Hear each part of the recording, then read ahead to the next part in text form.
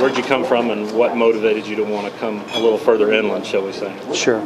Well, of course, I'm always looking at continuing my career, and so I've entertained the thought for quite some time about applying for a different department. Looking online, I saw that Madison had advertised. My wife and I love Madison. I was actually here in 2004 when I came to the bomb school at Redstone Arsenal. Fell in love with the area. It's beautiful. I love the mountains, and the Tennessee River's close by, so it was great. The more we looked into it, because we didn't want to haphazardly move into a situation where we weren't going to be happy or welcome. Started looking at the council, looking at the mayor, and it was fantastic. I mean, it's a town that works together for the benefit of the community. And I thought that's something I want to be a part of. Then when you look at the schools, I mean, my goodness, 69% of the people in Madison either have a 4-year degree or a graduate degree. That's impressive. The schools, the pass rate is phenomenal.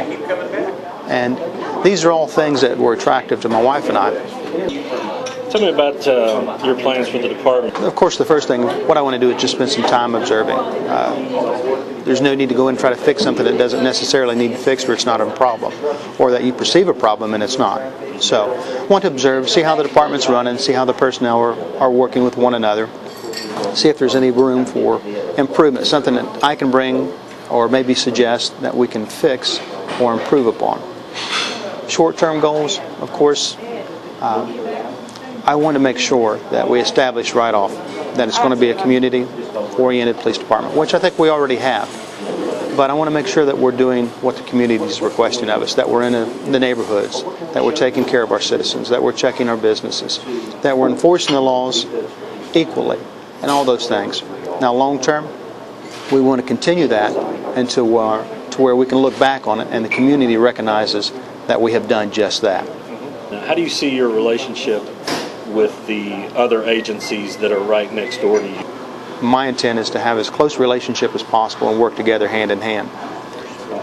You can get a lot more accomplished working together than you can fighting one another. And often in departments, that's the problem that you have. It's not the officers that have the issues with each other, but it's the administration. The chiefs sometimes let their egos get in the way. They don't have that good working relationship. Not going to happen. Met the chief, wonderful person, and I look forward to working with him in the future, as well as all the surrounding agencies, because we have one mission: to protect our citizens and to fight crime.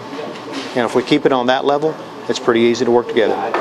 How do you intend to bring the Madison Police Department and the web into a closer relationship? How do you intend to use it for the betterment of the community? Sure. And this is something that's, for lack of a better term, still swimming around in my head when you and I discussed that. But there's a lot of opportunities out there between Facebook. You can keep it almost like a daily blog of what the department's doing, what's going on, and also on the web page. It'd be nice for a citizen moving into the area to pull up the web page and see what the crime is, see what's going on, and who's being arrested and what for, what areas. And that's something that we'd like to incorporate on the web page. Contact information. Make it a little more user-friendly. So if you do have a situation that you need help with, if you look on there, you can find someone that you can talk to if it's an investigation matter, or if it's a patrol or a traffic, or if you just want to speak to the chief of police. Right here's the link. And as that young lady spoke about, there's a balance there. And there's a lot of people out there that probably don't spend as much time online or working in that technological field. And the way that we're going to address that is community meetings, a lot like this. And that'll be one of my intents, is actually getting out, meeting the people, talking to them, going to the different functions, and trying to tell them what the Madison City Police Department's doing, as well as online. How has the reception been for you and your wife from the community? How have they received you so far? Overwhelming. Of course, when you move into a new area, you really don't know how people are going to treat you or accept you, and we were a little concerned about that. We have a 13-year-old son.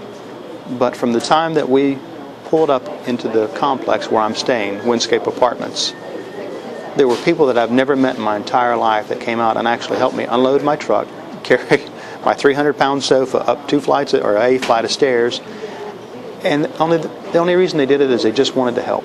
And that set the tone, and that's the way it's been ever since we've been here. People have been over backwards to welcome us, show us around, tell us about different neighborhoods, schools. It's just been a very warm and wonderful experience. Just a little bit of your background in law enforcement. Sure. Well, been in law enforcement for about 19 years. Luckily, I've had the chance and the opportunity to experience almost every facet of law enforcement, from patrol, airport investigations, narcotics, patrol supervisors, narcotic supervisors, criminal investigation supervisors, the full gamut, as well as teaching. I was also listed as a master instructor, one of the few in South Carolina to actually teach fellow officers. Through that 19 years, through the different experiences in those, I've actually learned what it's like to be a patrolman. You know, I know the problems that they face. I know the problems that the investigation division faces. I understand the problems and the difficulties, and problems maybe not a good word, issues that the sergeants face. Being there and experiencing those, not only do you have the academic education, but you have the practical experience. And I think that helps you to understand and lead people. How do you see the department and your relationship with the media? Well, my intent is to have as close a relationship as we can possibly have.